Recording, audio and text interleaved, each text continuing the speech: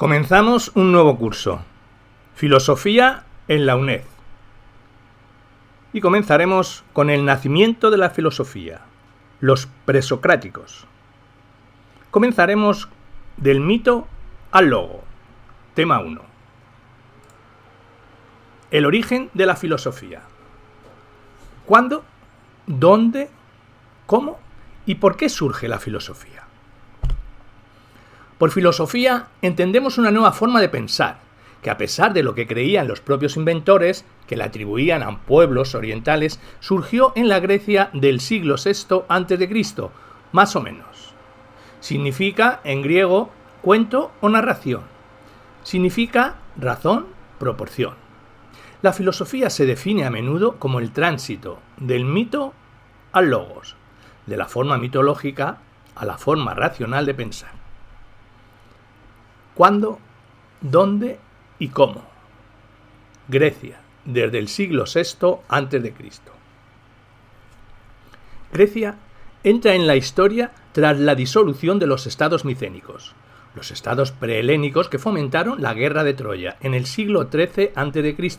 y recogida en la Ilíada de Homero, y las invasiones dorias, en el XI y el X, pueblos indoeuropeos del norte. Tras esto, Grecia entra en lo que se conoce como siglos oscuros. En ese caos, pequeñas ciudades van apareciendo a lo largo de Grecia continental: Esparta, Atenas, Corinto. Al principio, la estructura económica es de base agraria. La aristocracia detenta el poder y las polis viven cerradas en sí mismas. Sin embargo, a lo largo del siglo VII se produce una explosión demográfica que incita a un impulso migratorio, iniciándose la helenización del Mediterráneo, especialmente en Asia Menor, actual Turquía, y Magna Grecia, en el sur de Italia. Es en esta época, en el siglo VI, cuando aparecen los primeros filósofos de la historia, los presocráticos, dedicados fundamentalmente a investigar la naturaleza y sus procesos.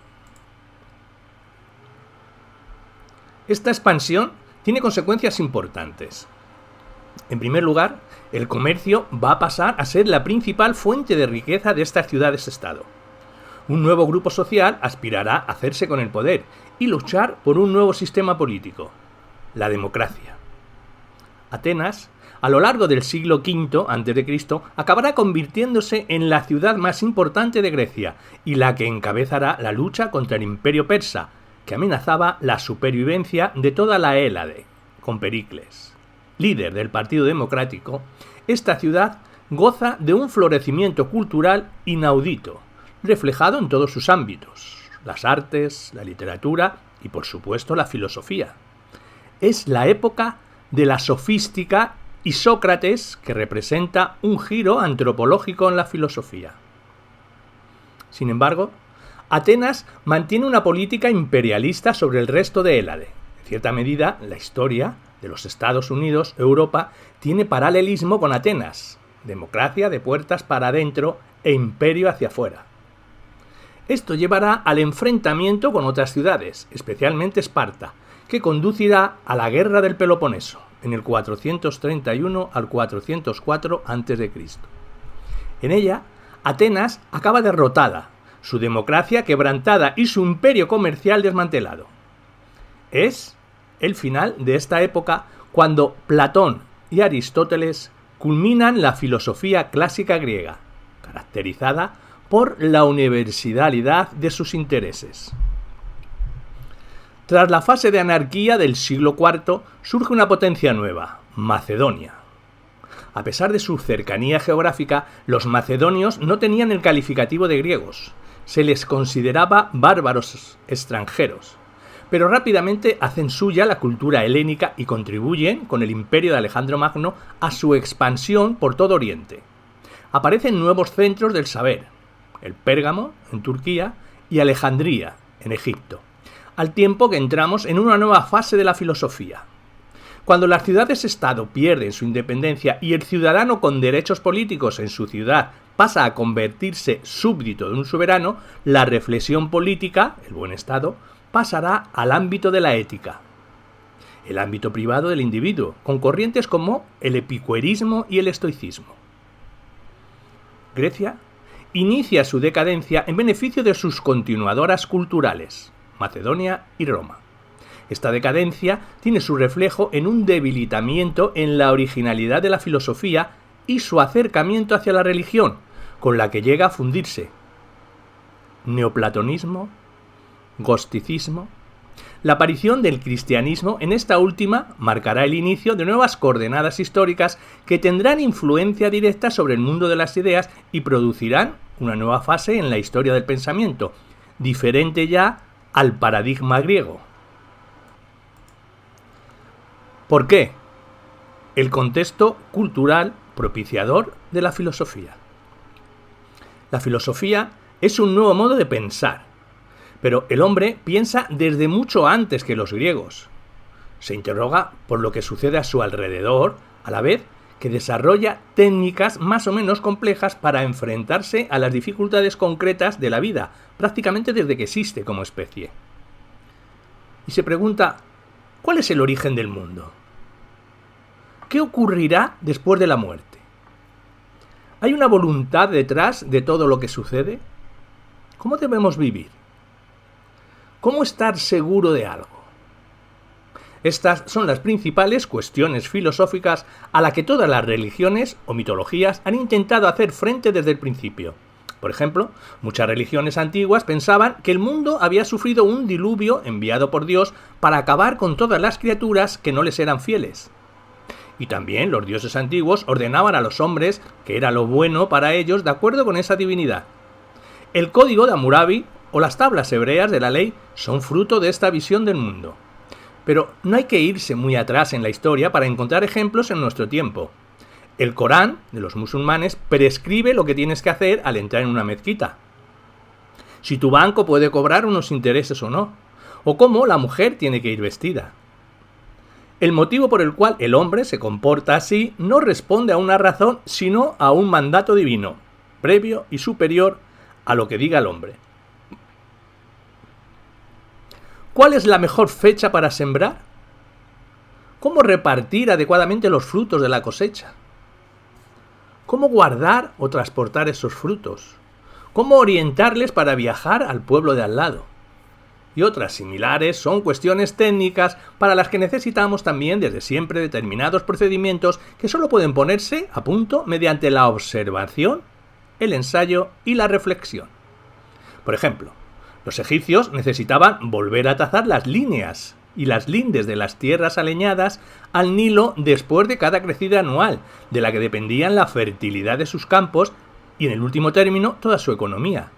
Es decir, tenían que saber cómo medir el área de un cuadrado, de un triángulo o de un círculo y aplicarlo después sobre ese reparto.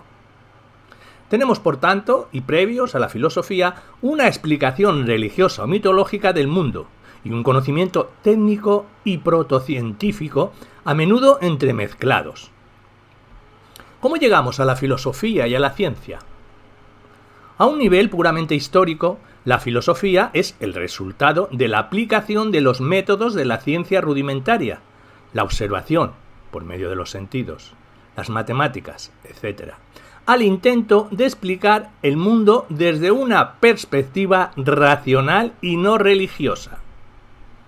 Pero esto no pudo llevarse a cabo en Mesopotamia ni en Egipto debido a que las estructuras históricas, un emperador, faraón o rey despótico, sacerdotes, fuertemente enraizados en sus privilegios, no fueron favorables a este tipo de pensamiento. Tenemos que esperar al momento histórico de Grecia, en el que, debido a una conjunción de circunstancias peculiares, será posible la reflexión filosófica. El peculiar sistema jurídico y político griego propicia el protagonismo del individuo y el uso de la lógica y la argumentación autónomas, ingredientes imprescindibles para la filosofía. El poder político estaba atomizado en Grecia y Asia Menor, frente a Persia o Egipto, que mantenían el poder político atado a un rey absoluto en un estado centralizado. Los griegos son considerados los inventores de la democracia, y concretamente de la democracia directa, ejercida a través de asambleas o, en todo caso, consejos reducidos en numerosas ciudades-estados independientes. A pesar de sus limitaciones, este sistema político otorga al individuo un papel esencial en la defensa de sus intereses. A la asamblea pertenecen todos los ciudadanos de las polis, generalmente muy pequeña en tamaño y población. La libertad de opiniones y la posibilidad de obtener fruto de ellas es mucho mayor en un régimen así que bajo un emperador. A diferencia de otras culturas, en Grecia no existían códigos legales escritos. Esto significa que las sentencias tenían que impartirse de forma flexible y reflexionada, adaptada a cada caso y sin la rigidez de la ley escrita.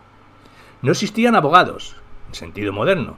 Como mucho, a partir del siglo V se podía acudir a la figura del logógrafo o escritor de discursos, pero la defensa solo podía ejercitarla el propio interesado. La habilidad argumentativa y oratoria representaban una obvia ventaja para el ciudadano griego, mientras que tales artes no tendrían el mismo resultado, quizá incluso el contrario, bajo una tiranía.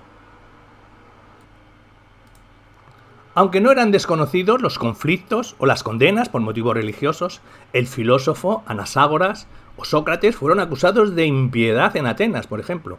A menudo, como disfraz de motivaciones políticas, la religión griega era también peculiar. El politeísmo tiene ventajas para la libre reflexión sobre el monoteísmo. El creyente está acostumbrado a las divergencias y los enfrentamientos entre los dioses, particularmente frecuentes e intensos entre los dioses griegos. Ninguno tiene ni el poder ni la verdad absolutas. Hasta el propio Zeus es objeto de engaño o sucumbe al sueño, por ejemplo, y a menudo se toman como patrocinadores del conocimiento o del arte. Es, en cierto sentido, más democrático que el monoteísmo. No existía un libro sagrado, a diferencia de otras religiones. Los textos sagrados se suponen escritos directa o indirectamente por la divinidad, lo que hace muy difícil y peligroso cuestionar o repensar críticamente su contenido. Lo más parecido en Grecia eran los textos de Homero y Hesíodo, verdaderos emblemas culturales nacionales que sin embargo no fueron tenidos nunca por más que seres humanos. La clase sacerdotal griega está poco politizada, en comparación con la cristiana medieval o la egipcia de los faraones, por ejemplo. Su papel se reducía prácticamente a fijar el calendario religioso y la liturgia de los ritos y sacrificios más que a vigilar la fe y la ortodoxia. Esta supervisión es un grave obstáculo para la filosofía. Había una élite ociosa, que se podía permitir tener curiosidad acerca de la filosofía. Pensemos que había esclavos y amos en Grecia y que los amos eran la minoría detentadora del poder político y económico en las polis. El pensamiento filosófico no puede surgir cuando el individuo está saturado de trabajo. Desempeñan también su papel en este asunto un conjunto de variedades circunstancias geográficas. La Hélade ocupa un territorio esencialmente pobre, repleto de cumbres, valles y lugares de difícil comunicación, lo cual explica, en parte, su atomización política. La climatología benigna, lejos de las cumbres, invita a la observación y la reflexión, de un modo diferente a regiones del norte más frías. Por ejemplo, la astronomía difícilmente podía desarrollarse como ciencia en tierras vikingas, muy frecuentemente nubladas, ya que requiere largo tiempo de observación del cielo. La mayoría de las polis son ciudades costeras, emplazadas alrededor del Mediterráneo como ranas al borde de una charca, que decía Platón, porque el mar es la fuente principal de riqueza y, sobre todo, de comunicación. Las actividades económicas de esas polis giraban en torno al comercio. Cuando la gente comercia, necesariamente tiene que viajar y se encuentra con otras culturas, lo que hace que se relativice el conocimiento previo. Los griegos se encontraron con otra gente de distintas razas, creencias, costumbres, política. Grandes ciudades como Mileto eran focos multiculturales. La filosofía necesita una puesta en duda de nuestras anteriores seguridades. Por otra parte, el comercio se vio favorecido por el desarrollo de la moneda, frente a la economía en especie, inventada independientemente por los griegos hacia el siglo VI a.C. y adoptada rápidamente, sobre todo por las colonias. El filósofo Pitágoras se considera el pionero. no solo suponen un avance para el comercio, sino que también introducen la idea de proporción y medida, así como la de patrón abstracto del intercambio, lo que facilita una característica básica de la filosofía, la abstracción. Así, por ejemplo, pudo el filósofo Heráclito afirmar un principio fundamental de su filosofía. Con el fuego se intercambian todas las cosas, y el fuego se intercambia con todas ellas, así como el oro se intercambia con las mercancías y las mercancías con el oro.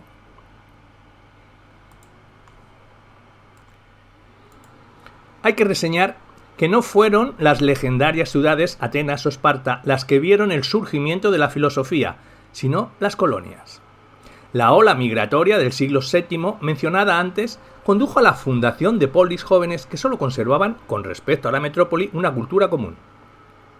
Estas ciudades recogieron las generaciones tan audaces, también las más acuciadas económicamente como para emprender viajes inciertos en una época tan primitiva. Las viejas ciudades del continente se creían fundadas directamente por dioses y estaban fuertemente condicionadas por la tradición y las creencias religiosas, mientras que los habitantes de Elea, Agrigento, etc., tenían cerca, en el tiempo, la fundación de sus ciudades por sus antepasados humanos y eran conscientes de lo que la iniciativa del ser humano puede lograr. Son sociedades más modernas y abiertas. Características del mito. Los mitos son narraciones sobre dioses y héroes recogidos por los poetas, en especial Hesíodo, los trabajos y los días, la teogonía, y sobre todo Homero, con su Ilíada y la Odisea, en torno al siglo VIII. Las culturas de todas las tradiciones han elaborado numerosas narraciones legendarias y fantásticas con tres funciones básicas: entretener, tranquilizar ante los rigores e incertidumbre de la vida y también ofrecer una explicación de algún tipo sobre la existencia, origen y naturaleza del mundo, del ser humano o de su organización social, política y cultural. Así, hay mitos cosmogónicos que intentan explicar la creación del cosmos. Hay mitos teogónicos que relatan el origen de los dioses. Hay mitos antropogénicos que narran la aparición del ser humano. También los hay etiológicos, que explican el origen de los seres, las cosas, las técnicas y las instituciones. Como los hay morales, que explican la existencia del bien y del mal. Y como los hay fundacionales, que cuentan cómo se fundaron las ciudades por voluntad de dioses. Y también tendríamos los mitos escatológicos, que anuncian el futuro, el fin del mundo. Como discurso sobre la realidad, el mito tiene estas características que vamos a nombrar. Explicación total. La mitología contiene narraciones para cualquier aspecto de la vida o del mundo. Se ofrecen explicaciones para el origen y la naturaleza del mundo, para el origen y naturaleza del ser humano, del gobierno, de las instituciones sociales, de las costumbres y festejos, de los terremotos, la lluvia, los ciclos estacionales o celestes, las enfermedades y su curación, aunque no de un modo coherente ni sistemático. Otra característica sería la personificación. Lo que entendemos por fuerzas y procesos naturales caen bajo la jurisdicción de un dios. Es más, a menudo se identifican con ese dios, Nyx. No es solo la palabra griega para noche, ni solo el nombre de la diosa que la gobierna, sino el propio fenómeno periódico que conocemos. Otro mito sería, como consecuencia, el comportamiento de los fenómenos, que es esencialmente arbitrario y que no está sujeto por leyes que podemos conocer, sino a la libre voluntad de un ser divino. Mediante sacrificios es posible, hasta cierto punto, influir en su marcha, pero no puede preverse. Los griegos hablaban del destino como una fuerza incluso superior a los dioses, aunque administrada por las moiras, las parcas en Roma, inexorable e inevitable. Pero se trataba de una fuerza ciega y arbitraria, imposible de conocer incluso para los dioses. Otro mito sería la fantasía y la imaginación, que sustituyen o se sobreponen a la lógica y la observación. Por ejemplo, para explicar el ciclo climático anual, que es también el ciclo de los agricultores, los poetas griegos hacen referencia al mito de Demeter y Perséfone. Perséfone es hija de Demeter y su belleza cautiva a muchos dioses, uno de ellos Hades, el dios del inframundo, que le declara su amor, pero como es rechazado, entra en cólera y la rapta, llevándola a sus moradas subterráneas. Demeter se pone triste, y como diosa de la naturaleza, todo se muere por su luto. Al final, se llega a un acuerdo con Hades y se decide que Perséfone debe pasar 6 meses bajo tierra con Hades, el invierno, y 6 meses en el exterior con su madre, el verano. Vemos como un fenómeno natural, invierno y el verano, se explica por la intervención de unos personajes que de forma completamente arbitraria y sin atender a ningún plan racional, desemboca en una explicación de la naturaleza. Como decimos, estas fuerzas divinas actúan de forma completamente ilógica e irracional. Los dioses están sometidos a pasiones. El rapto de Perséfone es debido a la pasión de Hades, que no obedece a ningún plan ordenado o preciso. Características del logos. Aunque guarde determinados paralelismos, la filosofía nació como crítica radical del mito. Genófanes, de Colofón, por ejemplo, rechazó con firmeza tanto el politeísmo como el antropoformismo, tradicional de la religión griega. El filósofo Heráclito, de Éfeso, afirmaba incluso que Homero y los poetas merecerían ser molidos a palos por sus enseñanzas sobre los dioses. Algunas ideas y conceptos de los primeros filósofos, filosofemas, tienen un claro parentesco con elementos e imágenes míticas, mitologemas. Por ejemplo, como veremos, los primeros filósofos identificarán el agua, el aire o el fuego como los principios constitutivos del universo, y es fácil reconocer el valor que tales elementos tenían en la mitología, pero un valor completamente diferente. Las inquietudes cosmológicas, éticas o sociales que dan origen a los mitos son las mismas que intentan estudiar los filósofos, pero de un modo y de unas coordenadas completamente distintas. La filosofía, como la mitología, también se propone lograr una explicación total, pero precisamente de un modo coherente y sistemático. Cada mito ensaya una explicación diferente de los distintos aspectos de la realidad, a menudo incompatible con las demás. Cuando el filósofo Empédocles postula la teoría de los 4 elementos para explicar el comportamiento y los cambios de la naturaleza, también le sirve para explicar el conocimiento humano. Platón empleará su conocida teoría de las ideas para explicar tanto la naturaleza como el conocimiento, la ética y la política. En cuanto al naturalismo, son los fenómenos y procesos naturales que tienen causas y explicaciones naturales. La lluvia es, por ejemplo, producto de la condensación del aire, según el filósofo Anaxímenes. No el premio o castigo que Zeus hace brotar hiriendo las nubes con su rayo. Incluso cuando los filósofos mencionan alguna deidad, como el primer motor de Aristóteles o el nous de Anaxágoras, la utilizan como mero agente causal, y no un arbitrario dios homérico al que pueda apelarse o rendir culto. Es una convicción de los filósofos el que las cosas suceden como y cuando tienen que suceder, es decir, que están reguladas por una ley que es posible conocer. No están sujetas al azar o la voluntad de los dioses, ni a la fuerza ciega del destino. Así, el filósofo Heráclito cree que el universo es fuego eterno que se enciende según medida y se apaga según medida también.